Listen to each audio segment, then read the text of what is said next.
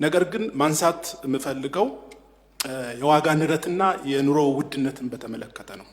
የሸቀጦች ዋጋ በየጊዜው እየጨመረ እንደሆነ እያየን ነው። የእንቁላል ዋጋ አሁን 25 ብር ደርሷል። በጀቱ በተለይ ከሙስና ጋር በተያያዘ ብዙ ያለው ነገር የለም። የህዝብ ውስጥ ገቢ ምን ያህል ጨምሯል የሚለው መታየት አለበት። በሀገር ውስጥ ያለው የጸጥታ ችግር ታሳቢ ለምን አልተደረገ? አጠቃቀም ላይ ችግር አለ፣ እሱ እየተፈተሸ ያለ ነው። አመሰግናለሁ። የተከበሩ አፈ ጉባኤ፣ ክቡር ሚኒስትሩ ያቀረቡልን ረቂቅ የበጀት መግለጫ ማመስገን እፈልጋለሁ። በጀቱ ሌሎችም የተከበሩ የምክር ቤት አባላት እንዳሉት በዝርዝር ቀርቧል። በጣም ጥሩ ነው። ከሪፖርቱ ጠንካራ ጎኖች ማውጣት ይቻላል። ሀሳብ የሚሰጥባቸው ጉዳዮችም አነሳለሁ። ለምሳሌ ከጠንካራ ጎኖቹ በጥቂቱ ለማንሳት የበጀቱ 88.7 አጠቃላይ በጀት ከሀገር ውስጥ መሆኑ ይሄ የሚበረታታ ነው።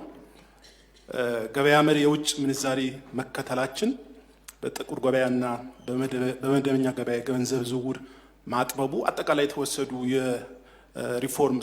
የፋይናንስ ሪፎርም ስራዎች የሚበረታቱ ናቸው። እነዚህ በቀጣይም ተጠናክረው መቀጠል አለባቸው። ነገር ግን ማንሳት የምፈልገው የዋጋ ንረትና የኑሮ ውድነትን በተመለከተ ነው። መሬት ላይ ካለው አሁን ከተገለጸው የዋጋ ንረት ቁጥርና መሬት ላይ ያለው የኑሮ ውድነት እንዴት ማጣጣም ይቻላል? አጠቃላይ የዋጋ ንረት በ2014 ወደ 34.5 በመቶ የነበረው ኢንፍሌሽን በመጋቢት 2018 ላይ 9.4 ወደ አንድ አሃዝ መውረዱ ተገልጿል። ይህን እንዴት ነው የለካ ነው? ያወረድንበት ሂደት ምንድን ነው? በደንብ ሊገለጽልን ይገባል። የሸቀጦች ዋጋ በየጊዜው እየጨመረ እንደሆነ እያየን ነው። የእንቁላል ዋጋ አሁን 25 ብር ደርሷል። ወተት ብናይ፣ ስጋ ብናይ፣ አጠቃላይ በየቀኑ የምንጠቀምባቸው የዕለት ተዕለት የኑሮ እቃዎቻችን ገበያው ላይ በከፍተኛ ሁኔታ የጨመረበት ሁኔታ አለ። እዚህ ላይ ደግሞ የኢንፍሌሽኑ ቀንሷል ስንል ምናልባት ማይገባው ብዙ ሰው ሊኖር ይችላል። ሳይንሱ ካልኩሌት አድርገን ልናገኙ እንችላለን። ቁጥጥር ባናደርግበት ኖሮ ከዚህም በላይ ከጥፍ እና ከዛ በላይ ይጨምራል የሚል ነው ትርጉሙ።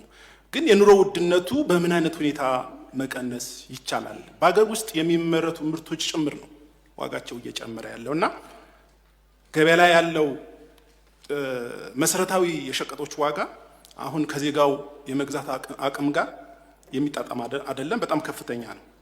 ይሄን እንዴት ነው የሚታየው የሚል ሀሳብ ነው ማንሳት የፈለኩት። ሁለተኛው ጠቅላላ የመደበኛ ወጪ ከ1.2 ትሪሊዮን ብር ውስጥ 43.8% የሚሆነው የተደለደለው ለዕዳ ክፍያ ነው። ከላይ በሪፖርቱ እንደተገለጸው አበዳሪ ሀገራት ከፍተኛ የሆነ የዕዳ ሽግሽግ እንደተደረገ ተገልጿል። ይህን ያክል ትልቅ በጀት ለትምህርት፣ ለጤና፣ ለቴክኖሎጂ ሲወዳደር በጣም ከፍተኛ የሆነ ክፍያ ነው ለዕዳ እየከፈልን ያለ ነው። ይህ የሆነበት ምክንያት ምንድን ነው? ከፍተኛ የዕዳ ሽግሽግ ድርድር ተደርጓል ከተባለ የሀገሪቱ ከፍተኛ በጀት የዕዳ ክፍል ምንከፍል ከሆነ የምንፈልገው አሁን ሀገሪቱ የምትፈልገው አጠቃላይ የልማት ስራዎች ለመስራት ያስችላል ወይም ትክክል ነው ወይ ሂደቱ የሚለው ነገር ማንሳት እፈልጋለሁ። ሌላው የታክስ አሰባሰብን በተመለከተ ነው። የበጀት ዓመቱ 1.5 ትሪሊዮን ብር ግብር ለመሰብሰብ ነው የታቀደው። ይሄ በጣም ጥሩ ነው። የበጀቱ ብዙ ስለሚሸፍን የሀገር ውስጥ የገቢ አሰባሰባችን መጠናከር መቻል አለበት። ስጋታችን ግን የአሰባሰብ ሂደቱ በተለይ መደበኛ ግብር የሚከፍሉ ዜጎች የሚያስጨንቅ እንዳይሆን እና አሁን በምናየው ያለው ሁኔታ ግብር የሚከፍለው ዜጋ በጣም አናሳ ስለሆነ በተለይ ከመንግስት ጋር የተጠጉ አንዳንድ ባለሀብት የምንላቸው በሙስና በሌብነት የሚዘለሉ አሉ። ዜጋውም ሁሉም ወደ ንግድ ገብቶ አግባብ የሆነ ግብር የማይከፍልበት ሁኔታ አለ እና የተለየ የግብር አሰባሰብ ሂደት ካልተከተልን በሀገር ወዳድነት ኃላፊነታቸው የተወጡ ግብር ከፋዮች አስጨንቆ ይሄን ግብር በመሰብሰብ የበለጠ ከአምራች ዜጋው እንዳይወጡ በጣም ጥንቃቄ መደረግ መቻል አለባቸው። የግብር መረባችን ነው መስፋት መቻል አለብን። ንግድ ከነገደ ሁሉም ዜጋ ግብር መክፈል አለበት የሚለው ነገር በደንብ ሊሰመርበት ይገባል። ሌላው ለልማታዊ ሴፍትኔት 60 ቢሊዮን ብር መመደቡ ያው በሪፖርቱ ተገልጿል። ይህ ደግሞ ዜጎች በድህነት አዙሪት ውስጥ ለመጽዋችነት እና ለጠባቂነት የሚዳርግ ነው። ይህ ገንዘብ መመደብ መቻል ያለበት ለስራ አጥ ወጣቶች ለስራ ፈጣሪ መሆን መቻል ሲገባው ክልሎች በተደጋጋሚ በህዝብ ውክልና የሚያረጋግጥ ነው ሴፍትኔት የለም የሚል ሪፖርት በተደጋጋሚ ሲቀርብ ነበር። ስለዚህ ሁልጊዜ ዜጎች ተመጽዋችነት ከመሆን ስራ ፈጣሪነት ከማበረታታት አምራች ከመሆን አንጻር መሆን ሲገባቸው አሁንም ድጋሚ በዚህ ልክ በጀት መድቦ ማምጣት ልክ ስላልሆነ ምናልባት አሁንም ቢታይ በጣም ጥሩ ነው የሚል ነው ያለኝ። ሌላው ቅድም ገበያ መር የውጭ ምንዛሪ ስርዓት መከተላችን በጣም ጥሩ ሆኖ ሳለ የብር የመግዛት አቅማችን ያው ያዳክማል። ይሄ ግልጽ ነው። የገበያ መር የውጭ ምንዛሪ መከተላችን እኛ ከዓለም የተለየን ስላልሆንም አብዛኛው ሀገሮች የሚከተሉ ስለሆነ ትክክል ነው። ነገር ግን ገና ጅምር ላይ በመሆናችን ወደ ሀገር ውስጥ የሚገቡ ምርቶች የሚወደዱበት ሁኔታ አለ። በተለይ ዜጎች እለት ተዕለት የሚጠቀሟቸው መድኃኒቶች፣ አንዳንድ የኢንዱስትሪ ምርቶች ዳይሬክትሊ እኛ ሀገር ስለሌለ ከውጭ የምናስገባቸው ምርቶች አሉ። ይሄ በጣም ውድ ናቸው። ይሄን ችግር ለመቅረፍ ያው ምርትና ምርታማነት ማስፋት፣ ግብርናው የምንበለው ኢንዱስትሪ የምንበለው ማስፋት በጣም የቤት ስራ የሆነ ጉዳይ ነው ለኛ። ግን አሁን እንዴት ነው ይህን ችግር የሚቀርፈው? እንደ መንግስት ይሄን ዜጎች የገጠማቸው ችግር በምን አይነት መልክ ነው ሊፈታ የሚችለው የሚለው ነገር ማብራራት ቢሰጥ። ሌላው ተቋማት በተለይ የሸማች ማህበራትና ሌሎች የአቅርቦት ሰንሰለቶች ከሙስና ነፃ መሆናቸው መፈተሽ መቻል አለባቸው። በጀቱ በተለይ ከሙስና ጋር በተያያዘ ብዙ ያለው ነገር የለም። ሸማች ማህበር ደግሞ ዜጎች በየዕለቱ አቅርቦት የሚያቀርብ ነው። ስለዚህ ይሄም በበጀቱ ላይ በደንብ መታየት አለበት። የምንሰራው ስራ ወይም ይሄን በጀት በአግባቡ ለዜጎች እንዲደርስ ከሙስና የጸዳ መሆኑን ስርዓት መበጀት መቻል አለበት። በተለይ ተቋማት ስንል የሸማች ተቋማት የሚለው ነገር ነው። በመጨረሻም ቅድም ዶክተር መሐመድ ለመንካት ሞክሯል። የኦዲት ግኝት የተገኘባቸው በጀት በአግባቡ ማይጠቀሙ ለሙስናና ለብክነት የዳረጉ ተቋማት ገንዘብ ሚኒስቴር ምን አይነት እርምጃ ነው የወሰደው? አሁንም ተደጋጋሚ በጀት ነው እየተመደበ ያለው ነው ወይ? በሪፖርቱ እንደተገለጸው በቁጠባ ይጠቀሙ፣ ተጠያቂነት ይሰፍናል የሚል ነገር ነው የተቀመጠው። ግን እርምጃ ነው የሚታይ እርምጃ። በጀታቸውን በአግባቡ የማይጠቀሙ ተቋማት ካሉ እርምጃ ነው መወሰድ ገንዘብ ሚኒስቴር መውሰድ ያለበት። በእርግጥ ተቋማቶች አሉ፣ ኦዲተር አለ፣ ሌሎችም አካላት አሉ። በዋናነት ግን ገንዘብ ሚኒስቴር በጀቱ ሲመድብ አግባብ የሆነ የሀብት አጠቃቀም ተቋማትን መፈተሽ መቻል አለበት የሚል ሀሳብ ለመስጠት ነው። አመሰግናለሁ። አመሰግናለሁ። የተከበሩ አፈ ጉባኤ፣ እንዲሁም ክቡር የገንዘብ ሚኒስትር፣ በመጀመሪያ የ2019 የበጀት መግለጫ በውስብስብ የኢኮኖሚ ሁኔታ ውስጥ የተገኙ አንዳንድ መሻሻሎችን ማድነቅ እፈልጋለሁ። በተለይ የበጀት ጉድለት መቀነሱ፣ እንዲሁም የታክስ ገቢ መጨመሩ፣ የንግድ ሚዛን ጉድለት ለመቀነስ መቻላችን፣ እንዲሁም የዋጋ ንረትን ለመቆጣጠር የተደረጉ ስራዎች እጅግ በጣም አበረታች ናቸው። ይህን ካልኩ በኋላ ምናልባት ማብራሪያ የሚፈልጉና የሚመራለት ቋሚ ኮሚቴ ማየት አለባቸው ምላቸውን ጉዳዮች ማንሳት እፈልጋለሁ። አንደኛው ሪፖርቱ የኢኮኖሚ እድገትን መኖሩን ያሳያል።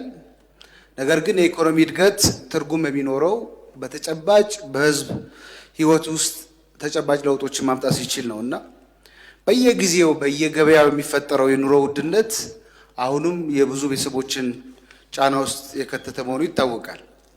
ስለዚህ መንግስት ያስመዘገበውን የኢኮኖሚ እድገት በቀጣይ ዓመታት በተጨባጭ የህዝብ ገቢና የኑሮ ውድነትን ለማሻሻል እንዴት እንዲታይ ምን አይነት ስራዎች መሰራት አለባቸው ለማለት ነው። ምክንያቱም ከተመደበው በጀት ውስጥ ኦልሞስት 52% መደበኛ ነው።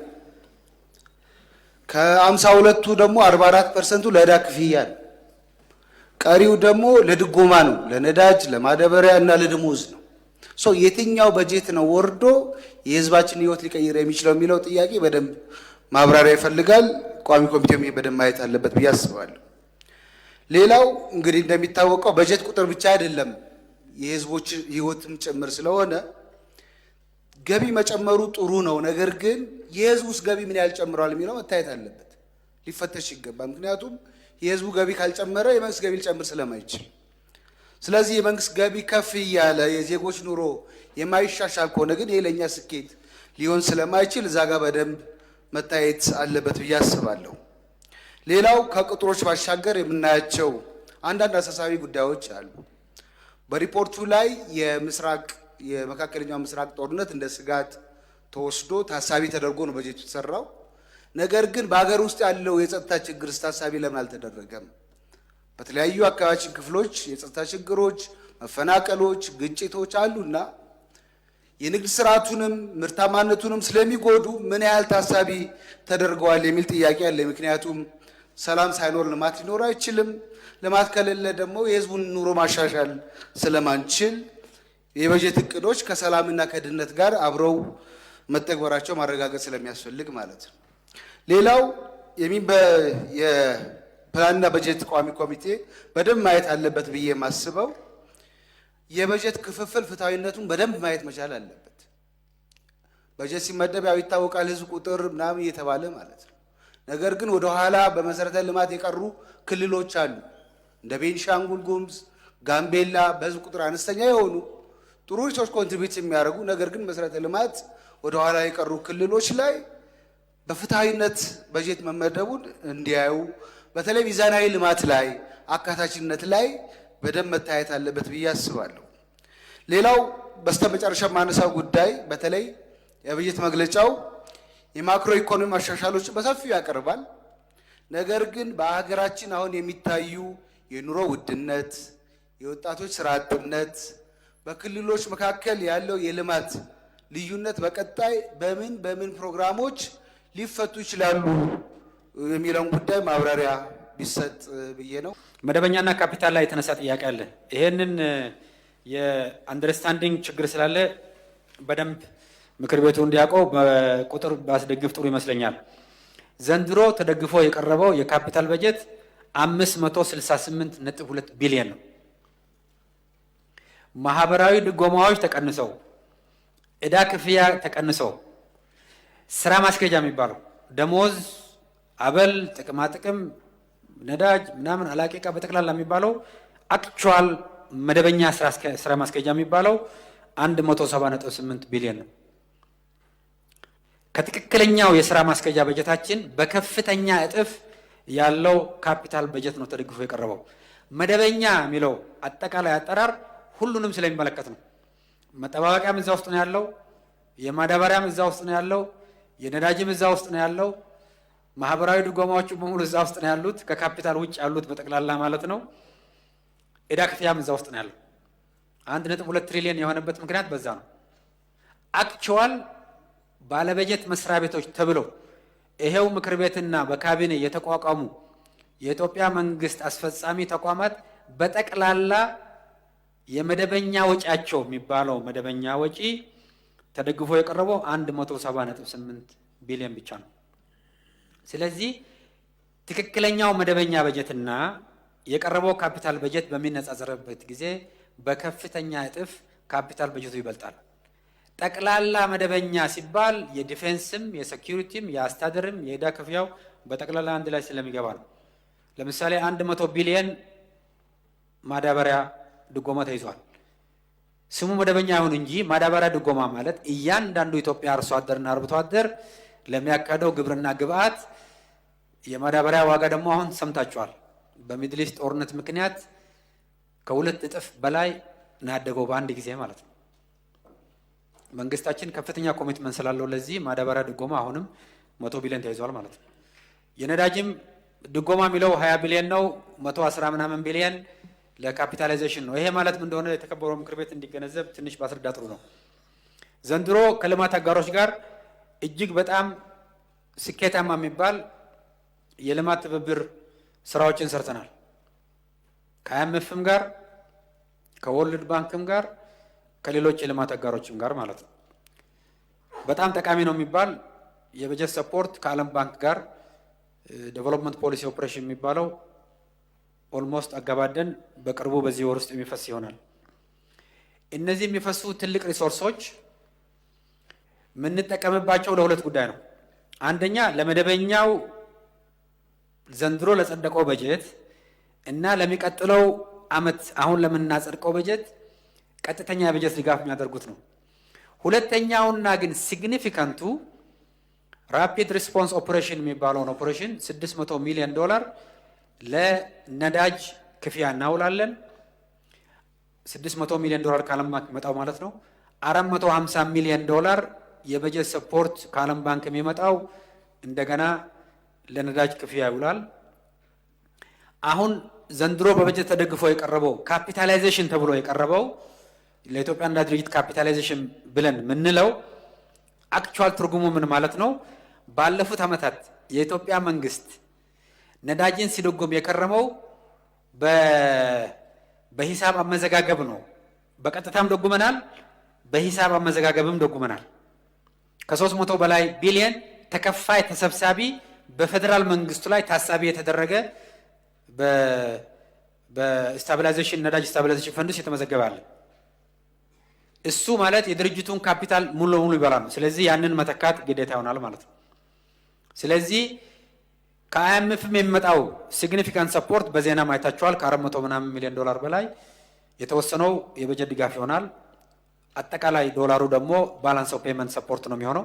ሁለቱ አንድ ላይ ተደምሮ ራፒድ ሪስፖንስ ኦፕሬሽን የወርልድ ባንክ በጀት ድጋፍ የጣሊያንም አለ፣ የፈረንሳይም አለ፣ የጀርመንም አለ፣ የኢዩም አለ። እነዚህ በሙሉ ዘንድሮ የጸደቀውና የሚቀጥለው ዓመት አሁን የምናጸድቀውን በጀት በከፍተኛ ደረጃ የሚያግዙት ነው የሚሆነው ማለት ነው። ስለዚህ የሚድል ኢስት ክራይሲስ ያመጣውን ከፍተኛ የነዳጅ ዋጋ ጭማሪ በአስተማማኝ ለመቋቋም እንዲያስችልና የነበረውንም ባክሎግ በመፍታት በነዳጅ ግዢ ስርዓት ላይም ሪፎርም ለማድረግ ከፍተኛና ሰክሰስፉል የሚባል ከበጀት ሰፖርት ጋር አብሮ ተቀናጅቶ ከፍተኛውን ሰክሰስፉል የዴቨሎፕመንት ፓርትነርስ ኢንጌጅመንት አድርገን በስኬታማ በሆነ ድርድሩ አልቆ የማጽደቅ ሂደቱና ወደ ክፍያ የመግባት ሂደት በዚህ ወር ሙሉ ሙሉ የሚገባበት ይሆናል ማለት ነው። ስለዚህ ነዳጅንም ቢሆን የሚቀጥለው ዓመት በከፍተኛ ደረጃ ኦልሬዲ ለነዳጅ ድጎማ ተብሎ ባክሎጉንም የሚቀጥለው አዲሱንም ጭምር የምንሄድበት መንገድ መታየት ይኖርበታል ማለት ነው። ሌላኛው መደበኛ ውስጥ በከፍተኛ ደረጃ ሲግኒፊካንት ፖርሽን ያለው የዕዳ ክፍያ ነው። ይሄኛው ዕዳ ክፍያ የመቼ ዕዳ ክፍያ ነው የሚለውን የተከበረው ምክር ቤት ትንሽ ለማስታወስ ወዳለሁ። ይሄው የተከበረው ምክር ቤት አጽድቆ የኢትዮጵያ የመንግስት የልማት ድርጅቶች ለንግድ ባንክ መክፈል ሲገባቸው ሳይከፍሉ የቀረው ከነ ንግድ ባንክ ካፒታል መዋጮ ማጠናከሪያ ጭምር 900 ቢሊዮን ይሄው የተከበረው ምክር ቤት ኦቶራይዝ አድርገዋል ገንዘብ ሚኒስቴርን። 900 ቢሊዮን ግን መቼ ነው ወጪያቸው የወጣው? ብድሩ መቼ ነው ብድር ላይ ዋለው? የዛሬ 15 ዓመት፣ የዛሬ 20 ዓመት፣ የዛሬ 16 ዓመት ኢንክሉዲንግ ግራንድ የኢትዮጵያ ህዳሴ ጭምር ፋይናንስ የተደረገበት በኢትዮጵያ ንግድ ባንክ ሲግኒፊካንት ብድር በመውሰድ ነው። ብዙ ግድቦች፣ ትራንስሚሽን ላይኖች የኢትዮጵያ ኤሌክትሪክ ፓወር የሰራቸው፣ የኢትዮጵያ ኤሌክትሪክ ዩቲሊቲ የሰራቸው፣ የኢትዮጵያ ምድር ባቡር የሰራቸው፣ የኢትዮጵያ ስኳር ኮርፖሬሽን የሰራቸው፣ ሌሎች የመንግስት ልማት ድርጅቶችንም መክፈል ያቃታቸው በሙሉ በጠቅላላ በጅምላ መክፈል የማይችሉት ተደምሮ በዚሁ ምክር ቤት አጽዳቂነት ወደ ገንዘብ ሚኒስቴር በጀት ዞሯል ማለት ነው። በቀጣይ 10 ዓመት ሙሉ ይሄንን ብድር እንከፍላለን። ስለዚህ የዘንድሮውን በጀት የሚቀጥለውም ዓመት በጀት የዛሬ 15 ዓመት ጀምሮ የነበረውን ማክሮ ዲስቶርሽንስ ምናርምበት በጀት ጭምር ነው። የዛን የዕዳ ጫና ጭምር ነው ተሸክሞ ያለው ማለት ነው። ከዚህ በተጨማሪ ከአበዳሪዎች ጋር በጣም ስኬታማ የሆነ የብድር ኔጎሽዬሽን አድርገናል። አንደኛ የተከበረው ምክር ቤት እንዲያውቀው የኔጎሽዬሽን ሂደቱ ራሱ ስኬታማ አድርጎናል። በምን መልኩ? ባለፉት 2-3 ዓመታት መከፈል የነበረበት በቢሊዮኖች ዶላር በየዓመቱ ሳንከፍል ቆይተናል። ያ አይነት ጫና መጥቶብን ቢሆን ኖሮ በጀቱንም ያደመዋል፣ የማክሮ ኢኮኖሚውን በከፍተኛ ደረጃ ነበር የሚያዛባው። ኢንተሪም ዴት ሰስፔንሽን የሚባለው ማለት ነው። አሁን ደግሞ ድርድሩ አልቆ ወደ ሙሉ ተግባር ምዕራፍ ልንገባ በአብዛኛው ወደ ተግባር ምዕራፍ ተገብቷል። ትንሽ ነው የሚቀረው። እሱ ደግሞ በቀጣይ ዓመታት ከፍተኛ ፎይታ ይሰጠናል። ይሄም ዕዳ ክፍያ እየመጣ ያለው ጫናው ተቀንሶ የመጣ ነው። ያልተቀነሰውና ያልተሸጋሸገው ቢመጣ ኖሮ በጀታችንን ከዚህ በላይ ያገብጦ ነበር። ከፍተኛ የሆነ የማክሮ ኢኮኖሚ ስብራት ውስጥ ይከተል ነበር። ስለዚህ ከዕዳ ሽግሽግ አንጻር የሄድንበት አካሄድ ሂደቱም ሰክሰስፉል ነው፣ ውጤቱም በጣም ሰክሰስፉል ነው። ለፊስካል ቁመናችንም ለማክሮ ኢኮኖሚ መዛባት ጤናማነትንም በከፍተኛ ደረጃ ያገዘን ነው ማለት ነው። ይሄ ደግሞ ተመልሶ እንዳይመጣ ምንም አይነት የንግድ ብድር ባለፉት 8 ዓመታት አልወሰድንም፣ የምታውቁት ነው። በቀጣይም ይሄ ፖሊሲ ለተወሰነ ዓመት ድረስ ተጠናክሮ የሚቀጥል ይሆናልና ስለዚህ የዕዳ ክፍያ ሲባል ከዚህ በፊት የተሰሩ ካፒታል ፕሮጀክቶች በበጀት ብቻ አይደለም፣ በመንግስት ልማት ድርጅቶች የተሰሩ ካፒታል ፕሮጀክቶች ለንግድ ባንክም ለዓለም አቀፍ ድርጅቶችም መከፈል ሲገባው ሳይከፈል የቀረው የንግድ ባንክ ብድር የነበረው አሁን ፊስካላይዝ ሆኗል ማለት ነው፣ ወደ በጀት ዞሯል። ለዚህ ነው የዕዳ በጀታችን የሀገር ውስጥ ዕዳ ክፍያም የውጭ ሀገር ዕዳ ክፍያም ከፍ አድርጎ የመጣበት ሁኔታ ነው። ስለዚህ የኢትዮጵያ መንግስት የፊስካል ቁመና እየተሻሻለ ነው ያለው በከፍተኛ ደረጃ። በጀታችንም ከዚህ በፊት የነበሩ የፊስካል ዲስቶርሽኖችንም እያረመ የሀገሪቷን የመደበኛ በጀትን ፋይናንስ እያረገ ካፒታል ፕሮጀክቶችንም ፋይናንስ እያረገ ለክልሎች የሚሰጠውንም ድጎማ ከጊዜ ወደ ጊዜ በከፍተኛ ደረጃ እያሳደገ ይሄንን ደግሞ በከፍተኛ የሀገር ውስጥ ገቢ ለመሸፈን የተጀመረው የመካከለኛ ገቢ ስትራቴጂ በከፍተኛ ቁርጠኝነት የተገበረ በግብረ ኃይል የተመራ ይሄንን ነው የማክሮ ኢኮኖሚ ሪፎርም ትልቅ ውጤታማነት ምንለው ማለት ነው። በጀቱ እነዚህን በሙሉ የድሮ ማክሮ ዲስቶርሽኖችንም ለማረም የሚሰሩ ስራዎች የተጀመሩ የልማት ስራዎችንም ለማስቀጠል ለክልሎች የሚደረገውን ድጎማ በማሳደግ ረገድ እንዲሁም የመንግስት ተቋማት መደበኛ ወጪያቸውን ለመሸፈን የሚያስችላቸውን ስራ የተሰራ ያለ ነው። ከዚህ በተጨማሪ ድሮ ያልነበረ ከፍተኛ የሆነ የማህበራዊ ድጎማ የተሸከመ በጀት ነው። ማዳበሪያ፣ ሴፍቲኔት ፕሮግራም በገጠር በከተማ በአብዛኛው ሴፍቲኔት እኮ በልማት አጋሮች ነበር ፋይናንስ የሚደረጉ። አሁን የሪፎርሙ አንድ አካል ነው። ለተወሰነ ጊዜ 60 ቢሊየን የተጣራ ከትሬጀሪ 15 ለከተማ 45 ለገጠር የምናደርገው አጠቃቀም ላይ ችግር አለ። እሱ እየተፈተሸ ያለ ነው። ሌሎች ጉዳዮች ከታክስ ጋር የተነሳው አሁንም የሚቀጥሉ ዓመት የተቀመጠው ታክስ ኮንዘርቫቲቭ ኤስቲሜት ነው። ከነበረው አንጻር ከፍተኛ ነው። እንደ መንግስት ፍላጎታችን ከዚህ በላይ ይሰበሰባል ነው። በአስተማማኝ ደረጃ ከዚህ በላይ እንደሚሰበሰብም የዘንድሮ ውጤት ያሳያል። የአሰባሰብ ሂደቱ የተወሰኑ ታክስ ግብር ከፋዮች ላይ ጫና እንዳይፈጥር ብዙ ሪፎርሞች እኮ እያደረግን ያለ ነው። የአፒል ሜካኒዝሙ ሪፎርም አድርገናል። ብዙ የተለያዩ የታክስ አድሚኒስትሬሽን የሚያሻሽሉ የከስተም አድሚኒስትሬሽን የሚያሻሽሉ ዘመናዊነትን የሚያመጡ ዲጂታላይዜሽን የሚያመጡ በታክስ ሰብሳቢና በታክስ ከፋዮች መካከል ያለውንም ዳያሎግ የሚያሳልጡ እና ብዙ ሪፎርሞች ነው በዚህ ዙሪያ የተካሄዱ ያሉት። ይህንን በማሳደግ ቤዙንም በማስፋት ያሉ ግብር ከፋዮችንም ፍትሐዊ በሆነ መልኩ ግብር እንዲከፍሉ በማድረግ ረገድ በዚህ ደረጃ ነው መታየት አለበት ማለት ነው። ኦዲት ፋይንዲንግ ላይ ከገንዘብ ሚኒስቴር አንጻር ኃላፊነታችንን ከጊዜ ወደ ጊዜ በደንብ የተወጣን ነው። አስተዳደራዊ ቅጣቶች ኃላፊዎች እንዲነሱም ጭምር ሪኮመንድ የተደረገ ዩኒቨርሲቲዎች አካባቢ የተነሱ ኃላፊዎች አሉ፣ በህግ ተጠያቂ የተደረጉ አሉ። ስለዚህ ይሄ ስራ ሌሎች አካላትም እንደሚሰሩት ሁሉ ከኛ አንጻር ኃላፊነታችን ለማውጣት በየጊዜው ስራ የተሰራበት ሁኔታ ነው ያለው። ይህንን ከፌዴራል ኦዲተር፣ ከፍትህ ሚኒስቴር፣ ከአስፈጻሚ ተቋማት ጋር በቅንጅት የተሰራ ያለበት ሁኔታ ነው ያለው። ልማታዊ ሴፍቲኔት ቅድም ተናግሬያለሁ። እጅግ በጣም ውጤታማ ፕሮግራም ነው። በሀገራችን በተለይ የምግብ ራስን በራስ የመቻል ብሔራዊ ግባችንን ለማሳደግ በሚያስችል መልኩ በአዲስ መልክ እየተቀረጸ ያለ ስለሆነ በዚህ ዙሪያ መታየት ያለበት ማለት ነው። ኢትዮጵያ ውስጥ ያለው የኢኮኖሚ እድገት እና ኑሮ ውድነት ጋር የኢኮኖሚ እድገት አጠቃላይ ኢትዮጵያኖች ተደምሮ ያመረቱት ምርት በቤዚሩ ሲካፈል ማለት ነው። በምንም መለኪያ ኢትዮጵያ ውስጥ በአፍሪካ አይደለም በዓለም በፍጥነት እያደጉ ካደጉት ሀገሮች ተርታ ነች። ተጨባጭ ነው ይሄ። ኢትዮጵያ ውስጥ ያለው ማሲቭ የግብርና ኤክስፓንሽን እኮ ነው ኢኮኖሚ እድገቱ። የግብርና እኮ በከፍተኛ ደረጃ ነው እያደገ ያለው። የኢንዱስትሪዎቻችን የማምረት አቅም በከፍተኛ ደረጃ እኮ እያደገ ነው ያለው። የመንግስት አገልግሎት ዲጂታላይዜሽን በከፍተኛ ደረጃ ነው እያደገ ያለው። የባንኪንግ አገልግሎት በከፍተኛ ደረጃ ነው እያደገ ያለው። ከአመት ዓመት ይሄው የተከበረው ምክር ቤት የሚያጸድቀው በጀት እኮ እያደገ ነው። ይሄ በጀት እኮ የእድገቱ አንዱ መለኪያ እኮ ነው። ይሄ ኤክስፔንዲቸር እኮ ግሮዝ ይገባል፣ ሰርኩሌሽን ይገባል፣ ግሮዝ ይገባል። ማዕት ካፒታል ፕሮጀክቶች ነው በአገሪቷ የሚሰሩት። እነዛ በሙሉ ቫልዩ ክሬሽን ናቸው። ማዕድን ላይ የማዕድን ኤክስፖርታችን በጣም በከፍተኛ ደረጃ ነው ያደገው። የማዕድን ምርት በዛው ደረጃ አድገዋል ማለት ነው። የቡና ኤክስፖርታችን በከፍተኛ ደረጃ ነው ያደገው። በእንስሳትም በሰብልም በከፍተኛ ደረጃ ነው ያደገ ያለውና እንደውም የኢትዮጵያ ኢኮኖሚ እድገት አንደኛ ዘርፈ ብዙ ሆነዋል። ሁሉም ዘርፎች ከፍተኛ ኢኮኖሚ እድገት እያረጋግጡ ነው ያሉት፣ በዛ ዘርፍ መሆን ችለዋል። ሁለተኛ በጣም ፍትሃዊ ነው።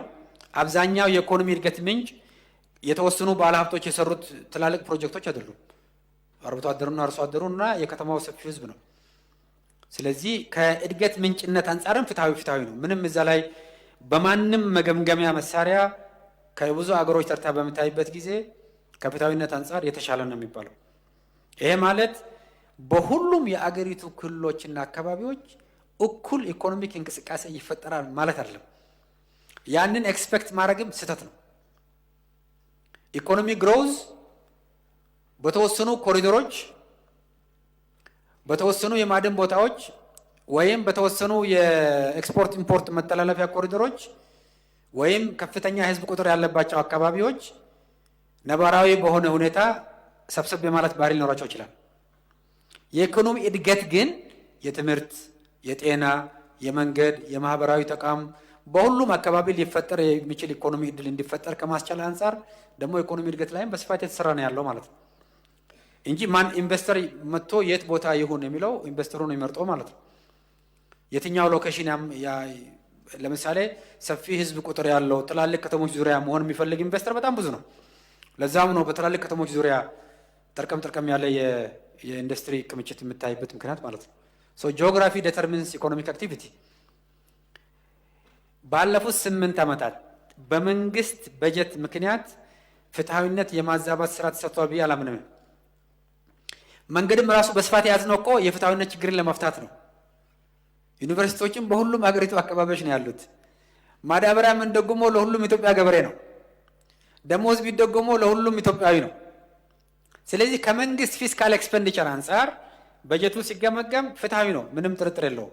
የነበረ ባክሎግ አለ፣ ዲስቶርሽን አለ፣ ትክክል ነው። እሱ ባለፉት 20 ዓመታት ብቻ ሳይሆን የኢትዮጵያ የተለያዩ አካባቢዎች በኢትዮጵያ ሀገረ መንግስት ግንባታ ታሪክ ሂደት ላይ በነበረው የተዛባ የሀገረ መንግስት ሂደት ከፍተኛ ሆነ የልማት ችግር ያለባቸው አካባቢዎችም አሉ። ምንም ጥርጥር የለውም። ይህንን ግን በተወሰነ ዓመታት ሊፈታ አይችልም። ኮንሽስ የሆነ የሎንግ ተርም ኢንክሉሲቭ ዴቨሎፕመንት ስትራቴጂ ተከትሎ ለመፍታት ነው የተሰራ ያለው ማለት ነው። በሁሉም አካባቢዎች የልማት አቅም በአግባቡ እንዲወጣና እኩል እድል እንዲያገኝ የመስራት ስራ ይሰራል። የኢኮኖሚ ግሮዝ ደግሞ ኢንዱስትሪያላይዜሽን፣ አርባናይዜሽን፣ የሎጂስቲክ ኮሪዶሮች፣ የማዕድን ኮሪዶር፣ ከፍተኛ የሆነ የግብርና ምርት ያለባቸው አካባቢዎች ደግሞ በራሳቸው ነባራዊ ሁኔታ ደግሞ የተወሰነ የኢኮኖሚክ አክቲቪቲስ ይኖራል ማለት ነው። ሶ ኢኮኖሚክ አክቲቪቲ በሁሉም አካባቢዎች በእኩል በመንግስት ውሳኔ ሊሰራጭ አይችልም። ያንን መጠበቅም አይቻልም ማለት ነው። ፍትሃዊ የልማት ተጠቃሚነት ግን እንዲመጣ ሚዛናዊ ጂኦግራፊያዊ ይሁን የላይቭሊሁድም ሚዛናዊ እንዲመጣ መንግስት ኮንሽስሊ እየሰራ ያለበት መሆኑን ታሳቢ ማድረግ ያስፈልጋል። እንደውም የፊስካል ጫናችን በከፍተኛ ደረጃ በተለይ በመንገድና በኢሪጌሽን፣ በውሃ ልማት፣ በመብራት፣ በሌሎችም የጨመረበት ምክንያት ይህንን ፍትሃዊነት ለማረጋገጥ ተብሎ ባለፉት 8 ዓመታት ብዙ ፕሮጀክቶች በተለይ መጀመሪያዎቹ ዓመታት አካባቢ የተያዙ ስለሆነ እነሱን ለመጨረስ ከፍተኛ ፊስካል አቅም የሚፈልግ ቢሆንም በዚህ ደረጃ መታየት ያለበት ይመስለኛል። የዕዳ ሽግሽግን በተመለከተ ቅድም የተወሰነ ገልጬዋለሁ። በአጠቃላይ የኢትዮጵያ የተሟላ የማክሮ ኢኮኖሚ ማሻሻያ አንዱ የስኬት መገለጫ ዋነኛ ፒላር ከሚባሉት 3ቱ አንዱ የዴት ሪስትራክቸሪንግ ነው። ዴት ሪስትራክቸሪንጉ በተለይ ከጂ20 አባል ሀገራት ጋር አጠቃላዩን ስምምነት ፈርመን እንዲሁም የባይላተራል ስምምነት ከብዙ አገሮች ጋር የፈረምን ያለ ነው። ከፕራይቬት አበዳሪዎች ጋር በአብዛኛው ድርድሩ እያለቀ ነው ያለው። በተወሰነ ደረጃ ጭቅጭቁ አሁንም የቀጠለበት ከዩሮ ቦንድ ሆልደሮች ጋር ነው። እሱ ግን 1 ቢሊዮን ብቻ ነው።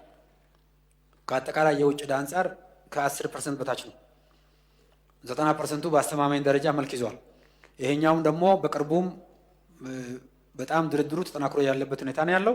ይህንንም በቅርቡ እንደምንጨርስ ተስፋ እናደርጋለን። ይህንን በምንጨርስበት ጊዜ ሙሉ ለሙሉ ተግባራዊ ሲደረግ የኢትዮጵያ የኤክስተርናል ዴት ሪስክ ከሀይ ወደ ሞዴሬት ይገባል ማለት ነው። ይሄ ማለት ደግሞ ፊስካል ስፔሳችንን በከፍተኛ ደረጃ ያሻሽላል። የኢኮኖሚው የሪስክ ፐርሰፕሽን በከፍተኛ ደረጃ ይሻሻላል። ለውጭ ኢንቨስትመንትም በከፍተኛ ደረጃ ያግዛል።